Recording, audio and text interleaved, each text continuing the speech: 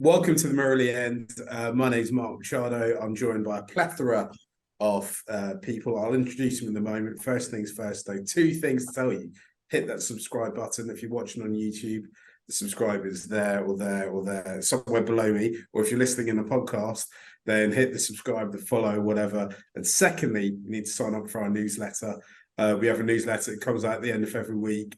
Dom and Nick have been writing prolifically on it. I promise I will do some writing for it this week. I've got a really good idea of what I want to do. I won't tell you, I won't reveal too much. Sign up for it, get it into your inbox every Friday.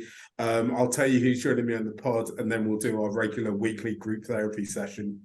Remember, you don't follow Sri Lankan cricket out of choice, you follow it out because of some vague kind of birthright, some sort of connection. I said that and I looked at Nick and he had the choice and he chose against it. That's why I said some sort of vague birthright thing. You'll hear because, let's be honest, we're not doing the best. To talk us through this, we've got Dominic Machado, my cousin from across the pond in North America. We've got Nick Brookes, the doyen of Sri Lankan cricket. And fresh off appearances on the BBC and Wisden is Estelle Vasudevan, everyone's favourite Sri Lankan cricket writer. Estelle, I'll come to you first. What is your feeling? Because we're recording this, I think about an hour, just over an hour after the loss to Australia. What's your feeling right now? How are you feeling about it all? Yeah, I mean, the only way I can describe is I don't know how many of you have seen The Good Place. It's a sitcom about basically the afterlife. And there's this one scene or multiple scenes where the protagonist realizes that she is actually in the bad place or hell. It kind of feels appropriate because it feels like this tournament has really shown us where Sri Lanka stands in international cricket. I don't know. I would happily be proven wrong in the next 6 games, but it feels like we've got a reality check in these first 3 games where we stand in the international game. Nick, how are you feeling and what's brought you to Sri Lankan Anonymous? I am feeling fairly deflated, Marky. It's the hope that kills you, right? And I feel like in all 3 of Sri Lanka's games so far, there have been little flickers of optimism. Again today at 120 for nothing after 20 overs, you thought that things might be going in the right direction, and then it all comes crashing down. And I mean, I couldn't help but keep thinking during Australia's innings, like if Sri Lanka had 50, 60 more runs on the board, how much of a difference that might have made. And, you know, you can start to put pressure on in that chase, but with a target of 200 and nothing, Australia, I think, always feel like one good partnership and they're across the line. And yeah, that loss is pretty crushing today. And I mean, with other teams around the tournament kind of struggling, England losing yesterday, Pakistan not looking in great form. It feels like that 4th spot is up for grabs and Sri Lanka haven't taken a hold of it. Dom, what's brought you to the group? I'll have to say, lying to my son this morning. We were watching the match, and at that point, it was 177 for 4 right before he goes to school. And he said, "Daddy, do you think that Sri Lanka's doing well and they're going to win?" And I had that feeling inside of me that, oh my gosh, this is going to be a terrible collapse. But I can't tell him that before he goes to school. He needs to retain some modicum of hope before he's destroyed by hoping that things will get better and turn around. So I'm here as a father lying to his son that 177 for 4 won't turn into 209 all out. I just cannot fathom what we have just witnessed, because we played 3 games now, and across the 3 games, there's like one good Sri Lankan performance in it, right? So you can pull out that Mendes innings against Pakistan, you can pull out the openers today, you can pull out Sadira's innings, you can pull out Asalanka's innings. I mean, just there is nothing underneath in our batting at all, right? It's just it's like a pizza, isn't it? There's just a bit on top, and then underneath it, it's just all fluffy, and it's not even very well cooked. And then the bowling, like with like Madhushanka was unbelievable today, right? He was incredible. And there were some bits of kind of life left in our bowling, but with basically in the 150 overs that we were meant to have bowled, we haven't got anywhere near bowling that. There's kind of 50 good overs that you could maybe pull out off it. And I just think the frustrating thing is, the super frustrating thing for us as fans is that we just don't, I just don't feel we're putting really a good account of ourselves in, right? You look at that individually and you can go, all right, Crystal Pereira, and I'm picking on him because he actually batted well today. You can look at it and you're like, right, what's his ODI average? What's his kind of ODI strike rate, whatever? Statistically, you're like, it doesn't really match the talent that you see. And, I spend a lot of the time looking at other, what other people in cricket content are creating. And at the moment, coming into the tournament, I thought the advantage that Sri Lanka might have is that we're kind of going under the radar a little bit. Not many people have mentioned us. I've seen individual performances from all 11, all 15 of these players that make me optimistic and make me know that on their day they can get it together. But what I'm not seeing is it all coming together. And I'm pretty sure any moment now it's going to ignite. And I kind of thought at least once in these first 3 games it might have ignited. And it's just not worked. And suddenly you go back to the, I'm a friend and watch a lot of Jared Kimber's stuff. You go back to his stuff about how he kind of thinks the batting's not good enough, and you're like, he's right. But the thing that frustrates me is that it's not talent, it's just application, isn't it? And that's what's really got me. I just thought today the Australians were just on the ropes from the get-go. I thought we started so well. We created that platform. I'm generally quite optimistic as a Sri Lanka fan. And I started the day, I woke up and the first thing I did was, and it was against my better judgment, but I was like, do you know what? Be optimistic. Like, just put it out there to the universe. What's that thing Hulk Hogan to, where you kind of wish it, the promise or whatever. Manifesting. I was like, I'm going to try and manifest an Australia win. I even texted various people like an idiot. I was walking around TalkSport going, yeah, Sri Lanka going to win, even when Australia were like 120 for like 3 or something. And I was like, yeah, Sri Lanka's still going to win. That little bit of magic is going to happen. But it just didn't happen today, did it? Am I just ranting into like a madman now? No, Mark, I think one thing that we have to consider that's frustrating is these are probably, 3 of the 5 best sides in the world. And we've had those glimmers of hope. It hasn't been that, okay, we've had the barn doors knocked off and we're totally beaten. We can see, as you said, the glimmers of the talent coming through. We see moments where we're dominating the gameplay. The first 25 overs of this match, we had Australia on the ropes. You could see Zampa was bowling rubbish, right? He was put away easily. And then, of course, he goes on and takes 4 wickets, and there's no real penetration in that Australian attack, right? Against Pakistan, we had them on the ropes too, multiple times when we were batting and when we were bowling.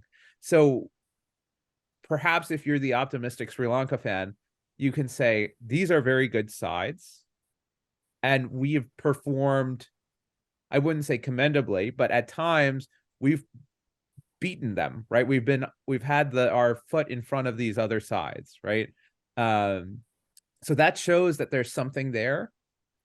But as you said, Mark, where we've seen the hallmark of Sri Lanka cricket in its successes, the sum is more than its parts. Everybody clicks together. Everyone does that little thing to contribute. Even if they don't score, they'll create a run out. Even if they don't bowl well, they'll throw in 25 with the bat at the end. And that's what we've been missing, right? We've had sterling individual performances, but that team mentality hasn't been there. Nick, what's going to happen? What's got to change? How do we turn this around? It's really difficult to see. I mean, the one kind of thing I guess that Sri Lanka can be optimistic about is that the next 3 games look considerably easier than the last 3 have been. I think it's Netherlands, an out of form England, and then Afghanistan, right? And so, I mean, in a way that kind of, yeah, you can see it one of 2 ways. That can be promising or ominous, but you've got to hope that Sri Lanka can at least win 2 of those 3 games. But it's starting to look like a really long slog, isn't it? And I think kind of the worrying thing was that today we were texting each other, and from the moment Sri Lanka were like 3 or 4 down, I think we kind of all felt like the innings was over. And it looks like it's a struggle for this side to bat 50 overs at the moment. And there's just no depth. I don't want to pick on him, but for me, Dhananjaya de Silva at number 6 needs a spell out of the side, because he's just like not offering anything at the moment, right? And you can't pick a guy to bat at number 6 because he's going to bowl you 4 overs. Yeah, I mean, I'm a big fan of his, and I've been arguing for weeks that they need to do something. I thought the solution was to bat Amaya up. I thought maybe try and open with him, move Kus Pereira down the order. That's just not gonna happen now. They're clearly setting their plans. The only thing that's kind of worked for SL is the kind of top 3, really, isn't it? I mean, it goes back to squad selection, isn't it? If you drop him, you're going to have Dimuth batting at 6. I just think so much of this, the preparation, if you're going to be brutal, has gone wrong. I think, you know, we've had a bloodless coup with the captaincy, which was something that was threatening to happen for weeks. They finally got around to doing it. The day they did it, I noticed that Mahela did a really long interview, and it's surprisingly long interview, about his role at SLC and exactly what they're trying to achieve with one of your colleagues, Estelle. And I thought it was really interesting to read it, but I thought the reason they did it was because and firstly, what I should say is we've spoken extensively on this podcast about how I think more people from SLC need to come up and answer questions and talk to us, as in the fans, about about the decision-making process and where they see things going. And that's why I really thought the interview was great. But I think also part of the reason they did it is because they could see the direction of travel, and they can see this is not going particularly well at the moment. Estelle, do you have any intel or knowledge about how that interview came about, or what, was there anything missing from the interview, or have you got anything else you can add to it? Yeah, I think generally Mahela is quite generous with his time when it comes to World Cups in particular. I think he'd spoken to a lot of the journalists who had gone to India. Just on the preparation, Mark, I think it is incredible to me, to be honest, that we are going into a World Cup in the subcontinent without figuring out who our number 6 batter is. Our 2 main fast bowlers, our 2 strike fast bowlers, between them haven't played 20 ODIs. It's incredible to me. A World Cup comes every 4 years. Between the 2019 tournament and the 2023 tournament, that those things have not been sorted out. It's incredible. It's like Dhananjaya de Silva's been making the squad based, or been making the playing 11 based on the fact that he bowls. But if you look at his record, even in the bowling department, he hasn't really done much more than that, like Nick mentioned, bowling 3 to 4 overs, right? So are you like, people can talk about plans, but I think there's a clear lack of clarity of plans, right? When you look at the squad picked and you look at the playing 11, they've clearly left themselves with no choice. They can't drop Dhananjaya De Silva because there is no option on the bench. At the same time, like, forget about Dimuth Karunaratne coming in at number 6. That's obviously not going to happen. But the fact that there is no one in that top 5 who can bowl a few overs, again makes Dhananjaya De Silva almost undroppable, right? Because then again, they're stuck with, filling up that 5th bowler option. I think Charmika offers a lot more in that sense because he's more of a bowling all-rounder. Maybe not a number 7, but we have no choice at the moment, right? So, like, when you think about it, when you have 4 years to plan, particularly because this is a subcontinent tournament, right? And it's not like they're telling you 2 years before the tournament that it's happening. 4-8 years ahead of time that this is happening. So Why? just to add to that, we are a subcontinent side, right? Like, these conditions are our conditions, right? We can't, like, I know Indian pitches are slightly different to Sri Lankan pitches, but it's not like suddenly we're having to play in Australia, right? And it's exactly. Yeah, it's deficit mindset thinking, just like Estelle said, right? We could, give SLC the benefit of the doubt and say a healthy Waninda Hasaranga bats at 6, but he did not bat at 6 in the World Cup qualifiers. DDS was slotted into that spot, so they believed he could play that number 6 role even with Hasaranga in the side. And it speaks to the way that SLC thinks, is that they want to prevent disaster, right? We're thinking about Sri Lankan culture and fear of shame, right? They don't want the 95 all outs, right? They want someone to come in and save the innings. But we've seen the way that one-day cricket has been played, and you have to be able to take risks. You have to be able to go big. It's a shame because I think we're watching the top of the innings. We're 120 for none, and Potham, Kusal, both Kusals get out playing aggressive shots, and they should be allowed to play aggressive shots when you're 150 for 1. That is totally appropriate to do. You don't just say, okay, let's accumulate, let's step on the gas and bat Australia out of the game. But once they got out, everything felt like a house of cards. And if DDS can't do a mop-up job, and there have been plenty of opportunities for him to do that, then what is he in the side for? The other thing I was a little shocked by, and I don't know if you all shared my frustration with this, when Charith was batting with the tail, he was happy to take a single off the first ball. He could have extended the game a little bit. Even 30-40 runs maybe doesn't make the difference at the end of the day, but there's a little bit of scoreboard pressure. And I was surprised because, I rate Charith highly as a batter and as a sort of smart cricketer. So I'm thinking, against Mitchell Starc, you're exposing Dilshan Madhushanka? That's ridiculous. Yeah, absolutely. I like that lack of game awareness has been a massive issue. I think this whole, not protecting the tail, this is not the first time it's happened, right? And like you said, Mitchell Starc is one of the most, like, the deadliest fast bowler against, that 9, 10, 11, right? He takes a single off the first ball. And I think if Sri Lanka had, like, crawled their way somehow to 260, 270, it would have been a different ball game, because Australia wouldn't have been, they came out with intent to just boost the net run rate because a win was given, right? Yeah.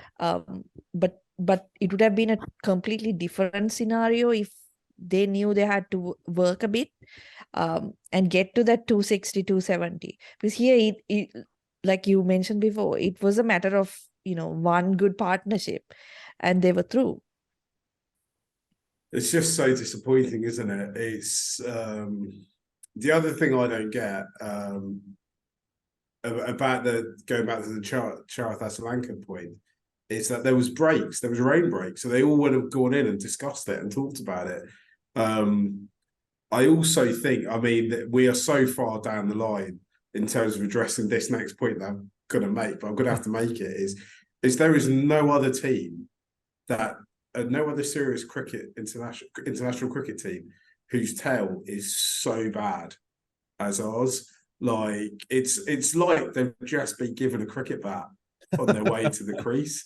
Some of them, the way they flail around at the crease, and I don't know. Maybe I'm being totally unfair, and you know, Madhushankar's not in the side to try and hold one end up, but like it's just unbelievable. We need the good old days of MURALI, who at the time was broadly considered the worst batter in the world, but just trying to give it a good old slog.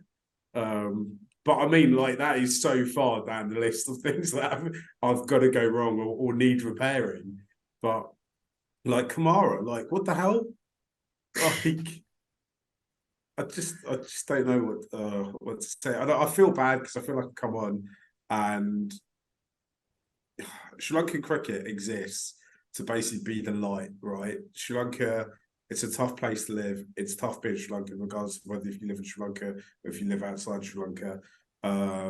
There's not a lot of things that are massively positive about the island. If you Google what Sri Lanka's famous for, apart from the kind of weather and the scenery, the only kind of man-made thing or human-made thing that we have done well over the last 30, 40, 50 years is cricket. And it just really fucking, God, I shouldn't swear in this pod, but I have. It really annoys me when they play this badly. And I don't know, like, how it's going to turn around. I always think, like, World Cup should be our thing. I think when, you know, a World Cup in the subcontinent, we should be, didn't expect them to win it. Never, you know, but I just thought we'd show, it's just a lack of fight, isn't it? Where's Malinga with what 4 wickets in the final over to almost halt the South African train? Sorry, go on, Nick. Say something nice. Say something that's going to get me up for it. I'm not going to say anything nice, Marky. I just think actually that in any normal context, you'd say to Patham Nissanka, you've got your 50, you've built your platform, start to open up. But he's gotten out twice in the last 2 innings playing attacking shots, and I actually think the messaging to him should just be bat. Like, there's, you know, just try and bat 50 overs. If you strike at 85, at least you're getting us up somewhere. I mean, the other point I'm going to make, kind of flogging a dead horse here, and I know you don't agree, Marky, but I don't understand how a batter as talented as Bharnukar Rajapaksa has played a sum total of 5 ODIs. Like, one of the only guys on the island who can strike it in the back end of the innings, the only Sri Lankan batter who's played in the IPL consistently over the past few years. And I don't know what's gone on there. But anyway, okay, my positive is Dilshan Madhushanka, who bowled an outrageously good spell with the new ball today. He got Steve Smith LBW, which England bowlers have been trying and failing to do for about 40 years. And, you know, he's 23. He's got a really bright future ahead of him. Yeah, that's my positive take from today. I'll throw on another positive. I thought Kusal's captaincy was pretty good. I thought you could really tell he was trying to push the game. He had aggressive field sets. He was switching his bowlers, rotating his bowlers. You could tell he was encouraging them when they were, you know, like Will Alagay was having a little bit of problems early on in terms of finding the right length to get turned. And once he found it, he kept encouraging him to do that. I thought intensity was pretty good. That run out from Chamika was good. I thought the fielding around the park was sloppy at times, but you could tell they wanted to be in the fight. So I appreciated that there was intensity, even though they were only defending 210, and even though they had just kind of backslid that far. So I thought from that perspective, they were ready for the fight. The magic didn't happen, and maybe I'm grasping at straws and thinking that. But I thought his captaincy was pretty good today.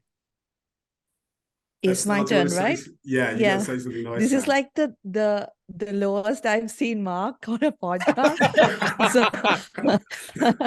So I'll add another positive. I think Kusal Janit Pereira's contribution at the top of the order. He is kind of that missing link, right?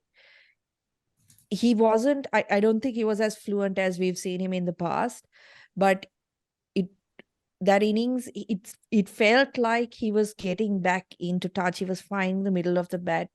And you could see, I mean, usually I'm not big on this whole body language thing because we tend to, you know, think things depending on what our mindset is like, right? But you did feel like Australia were looking really flat in those first 20 overs.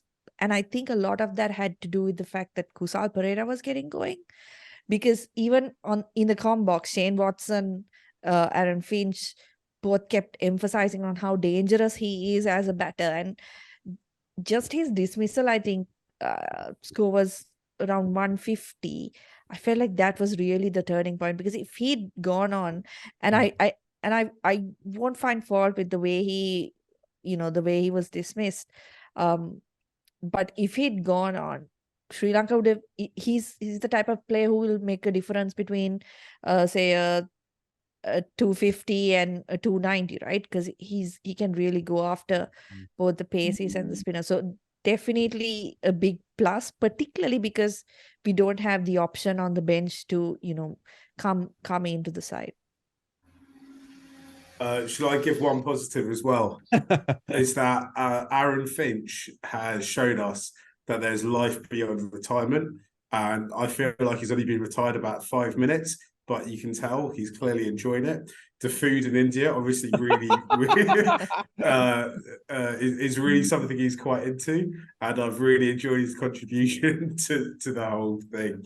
I think, like, what I will say is about me being really upset today is that, and I've said this already, so I'm just going over old ground.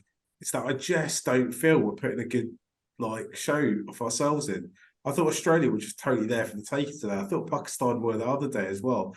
And it somehow, both these games, we haven't just lost in the last over, or there's one guy like when we played Australia at the T20 World Cup last year, and Stoinis just had was in a supreme touch, or Warner the year before that.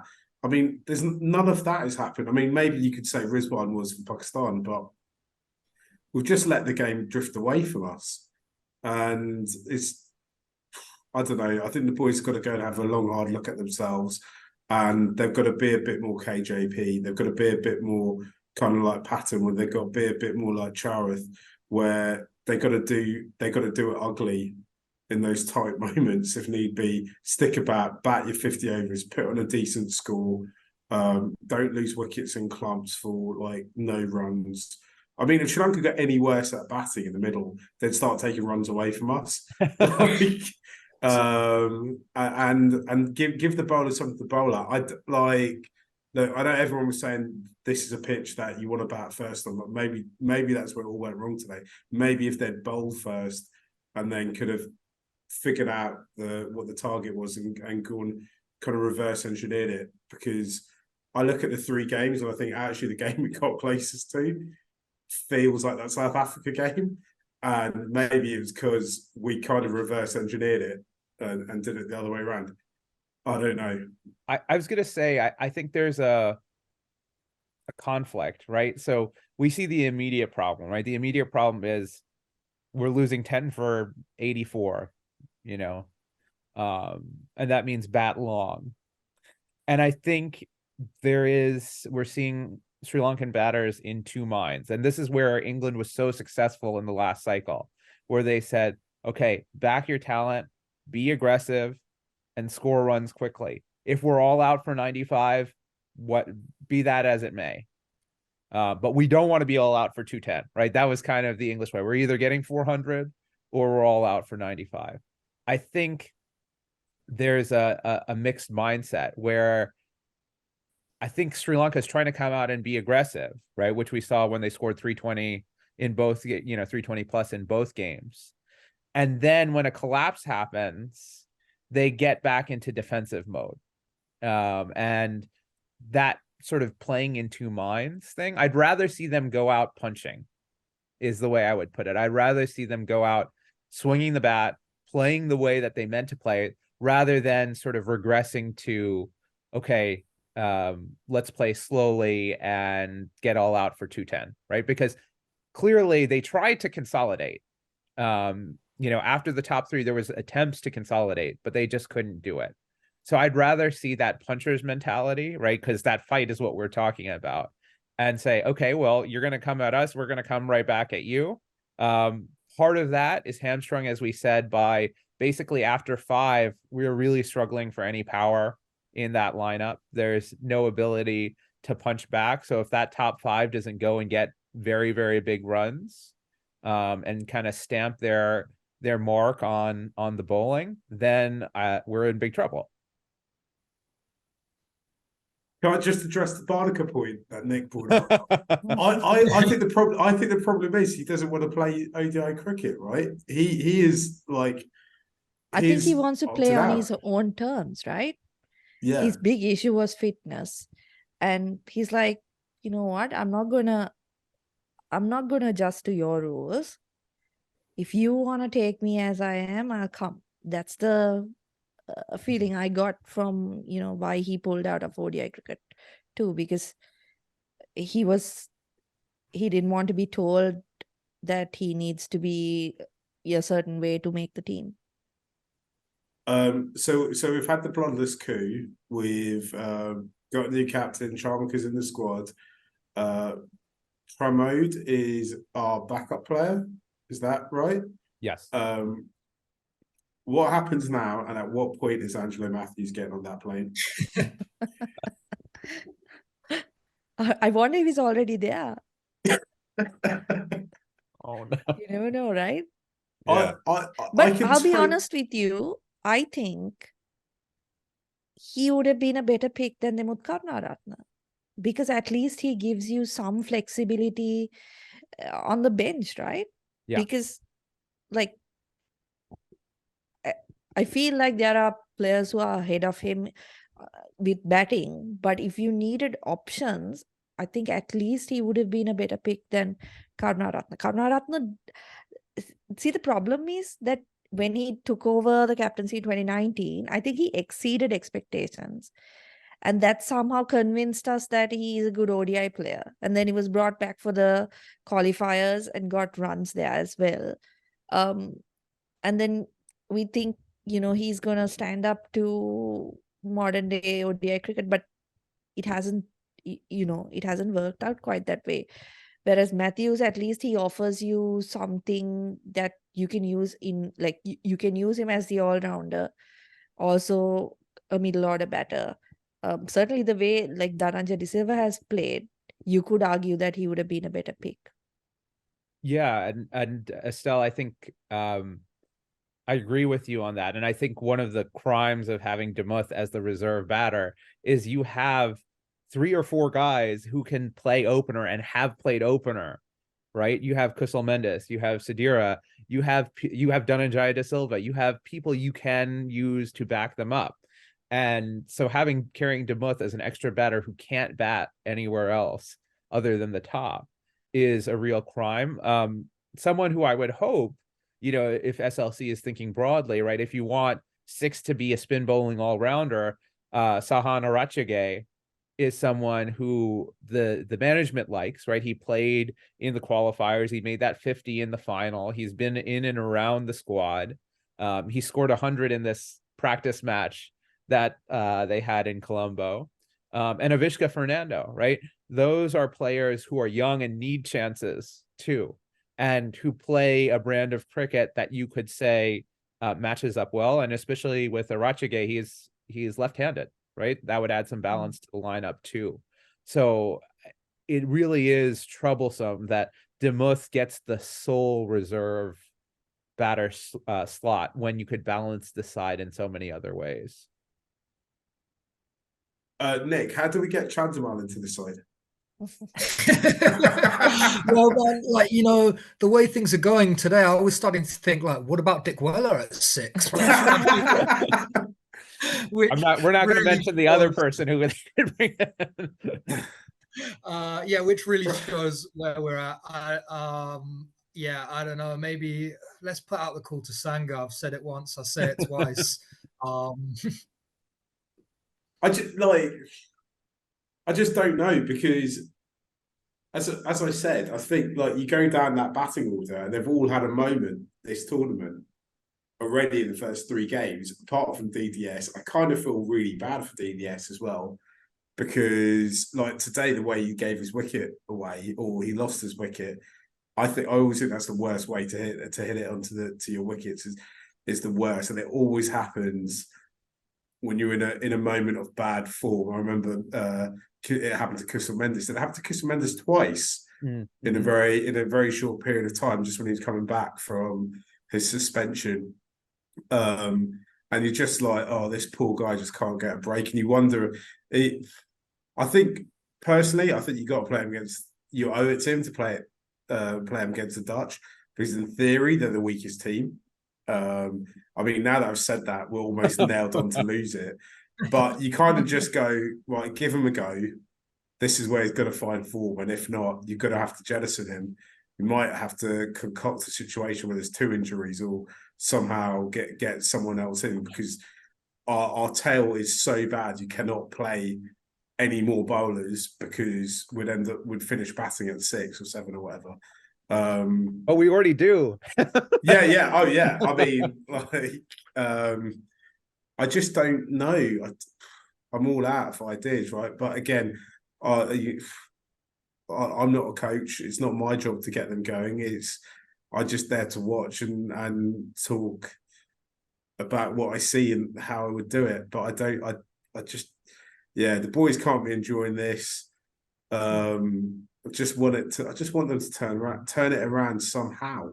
6 games left, 6 matches left. That's a lot of time. A lot of, and hopefully they can put it together and play some good cricket.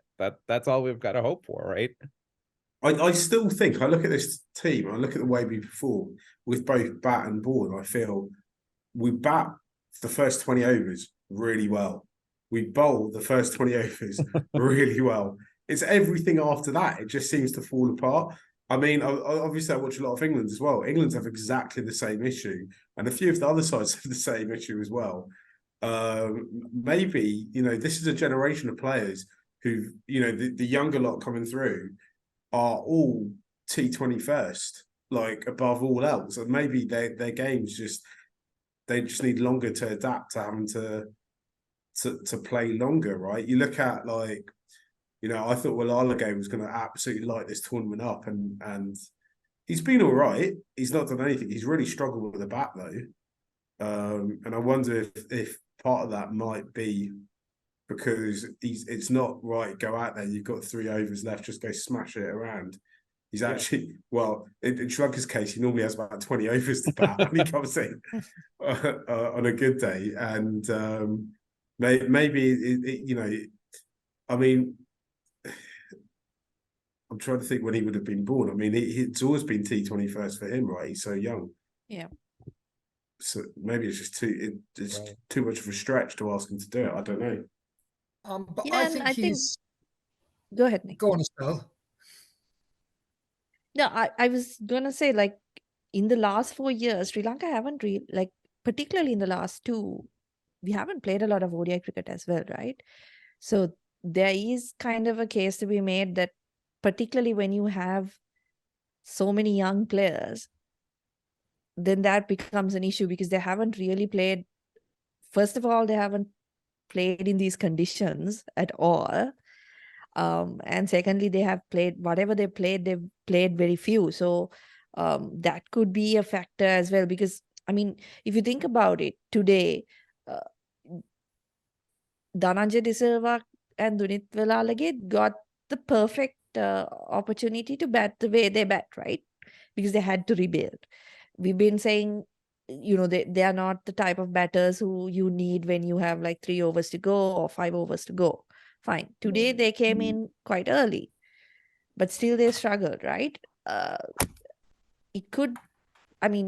would think that's also an issue, the fact that they haven't really played a lot of cricket, a lot of ODI cricket over the last 2 years, with the 2 T20 World Cups really, dominating proceedings in the international scene, and then all the franchise cricket that's going on as well. The thing is, though, Estelle, is that Sri Lanka have played as much ODI cricket as everyone else. I mean, I just don't think we need to stop using that as an excuse. I feel. I think it's easy to go, we haven't played this, we haven't played that, we haven't played this. The one thing I will say is, I don't know if we're playing enough quality opposition. I think that there's a serious step up between playing South Africa and Australia and playing Afghanistan, Bangladesh, and even playing some of the teams who had to play in the qualifiers, right? I mean, Yeah, and it's crazy that even the warm-ups we got Afghanistan and Yeah. Bangladesh, I right? Yeah. didn't understand that. I think to echo a couple of the points here, Mark, your point about being good in the first 20 overs. There's a one Indu Hasaranga sized hole in this team. And I think, Estelle, you said it last time, that's getting bigger and bigger every day. His loss, and I think I had somehow convinced myself, oh, we've got a lot of options. And maybe because we do in Sri Lankan conditions, but when the conditions are a little bit different, someone like Hasaranga means so much. He makes Deekshana better. He makes he provides that impetus to our batting. So I partly, and this isn't an excuse, we should have someone back up and ready to go to replace our top player, or at least two players who can fill that role, someone who can bat at 6 and someone who can bowl with some quality. And I think that's a big part of it, is how do we, yes, we lost somebody, but how do we make up for that? And I think that question of where are we playing? We played in Sri Lankan wickets, right? And Mahela gave a good point. Yes, we do want to win ranking points. We do want to make sure we come up high enough in the standing. So we want to create conditions where we're going to win, but potentially in a lead up to a World Cup where, right, ranking points don't matter anymore. By the time they get to the Asia Cup, Sri Lanka's in the World Cup. We need to do our best to replicate the conditions that we're going to play in, right? It doesn't matter if we don't score 350 in the Asia Cup, but what does matter is when we don't do that in the World Cup, because we don't have experience. And isn't that the purpose of the Asia Cup, right? Yeah. It's been transformed basically into a warm-up tournament for the World Cup. Mm-hmm. So yeah, it's giving you match practice, but this time I would say this time, I mean, Sri Lanka got hosting rights quite late. Yeah. So maybe that is a reason why that we saw typically Sri Lankan pitches, but it really, I felt, could have been used much better to kind of prepare for the World Cup.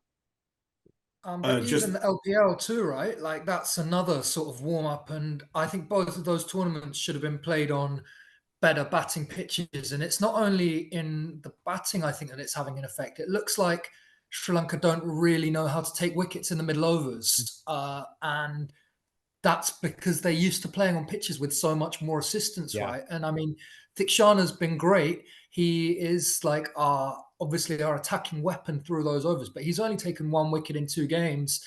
And, you know, Pathirana hasn't had the impact that we hoped he might. Again, another guy who we probably had penciled in as a middle over wicket taker.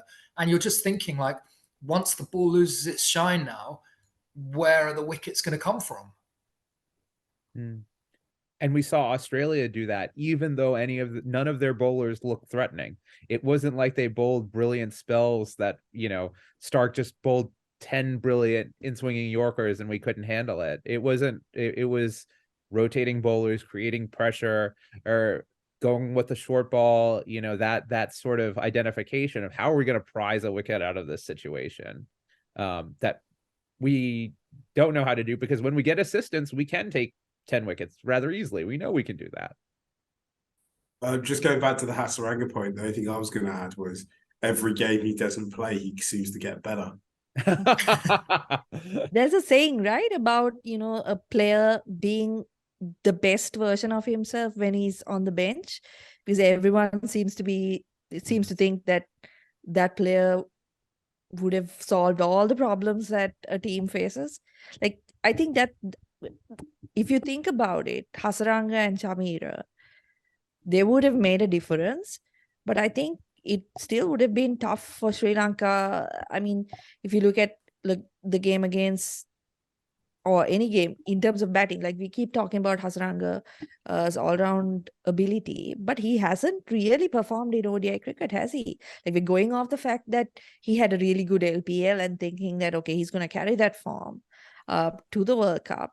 And we all know he's capable of doing it. He obviously is talented enough to bat in that top 6. But he hasn't done anything significant in ODI cricket with the bat, right? So, I mean, we can say it would have made a massive difference, but the truth is, like, we don't know for certain. The only clutch innings he's ever played in as a batter for Sri Lanka has been the Asia Cup final, right? Which kind of fits into the whole he bats best under pressure and when the team really need him. But he's never really had to do it in ODI games or never been in the position to do it or with the expectation to do it. But as it stands, since he's been injured, we've talked about him captaining the side, opening the batting at 3, batting at 5, batting at 6, obviously taking all the wickets.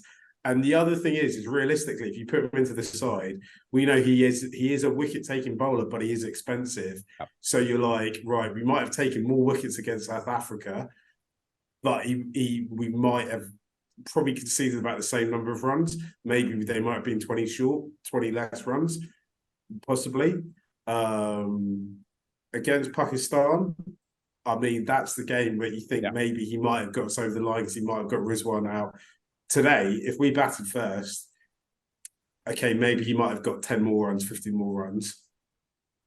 But bowling-wise, he's not doing enough, I don't think, that it's a massive ask if we've still got to go and defend 250. It is a big ask, Marky, but I would say that most of the good teams in this tournament are carrying a wrist spinner, right? New Zealand aren't, but like we've seen Zampa do a lot of work for Australia. We saw Rashid do it for England yesterday. Kuldeep did it for India. And I mean, on these flat pitches, it does just look like, you know, in those middle overs, you need a bit of something. And it seems like I'm not too sure what the situation is with Dushan Hemantha because it seems like they're just not going to play him. Like, and why have a guy in the squad if you're not going to pick him regardless of like what everyone else is doing? It looks to me like he's there to field, right? Like he's clearly a really good fielder. It's like how they used Ashin Bandara, right? Yeah. But couldn't we at least use him at 6, right? I feel like not necessarily having him bat at 6, but a swap for DDS, I don't think would be the worst thing in the world, right? Because DDS is a pretty good fielder you can bring on as a sub, and he'd at least offer some type of bowling, and he's pretty good with the bat, you know, yet to be tested out in international levels, but couldn't be worse than what we've been doing, you know, the last few matches. I think also the fact is that, like, in the opportunities he's gotten, like he's had so few opportunities, he hasn't really had like that one moment where you think, okay, this guy, he can do the job with the ball, right? I mean, forget about the batting. I hear he can clear the boundary, but I mean, he hasn't had that many opportunities. But with the ball, that's definitely, like, if you look at the opportunities Sri Lanka gives these fringe players, it's like, you know, you get 2 games. If you don't do anything, then I'm sorry, you're out. Like Ashin Bandara basically traveled to I don't know how many continents as a sub. He never got a game, right? The one game he got, wasn't that the game he get into a collision with Van der Sar? Yeah. Neither of those two you ever seen again taken off. I resist saying the phrase white van. Hemantha looks like he's going down the same road. And again, that brings us back to the point where you're taking another guy who you're not looking at playing. So, I mean, what really is the point, right, of taking another player then? I think Nick's next book should just be about the Sri Lankan reserve and how Sri Lanka mastered the professional fielder, right? The 12th man. The 12th man. It's a long history, right? That goes all the way back to. I'm sure Nick's got stories about the first 12th man from 1900. Well, I think in '96 it was Upal Chandana, right? Who like was Sri Lanka's perennial sub fielder for about 10 years. So yeah, it's a long-standing tradition. Who are we to try and break it down? And they're all leg spinners. Yeah, always a leg spinner. Anyway, guys, should we leave it there? I think we've all had enough of Sri Lanka Anonymous for one for one session. If you managed to make it all the way to the end and you haven't hit subscribe, I'm well upset with you. Please tell your friends, your family, everyone else who likes Sri Lanka cricket, anyone else who just needs to hear four people moan about it. We do celebrate it more often than not, actually. It's really unusual that we're this pessimistic. And actually, there is lots to celebrate because, you know, as Estelle pointed out in her tweet last week, it's a very young side. It was never about 2023. It was always about the 2027 World Cup that probably doesn't have a location and will never get played in the 50-over format. But it's all about building to the future, right? We'll be back this time next week. We're on socials all the time, so I'll put all our socials in the bio if you're, or description, whichever, if you're on YouTube or listening online, and sign up to our newsletter as well. Thanks a lot.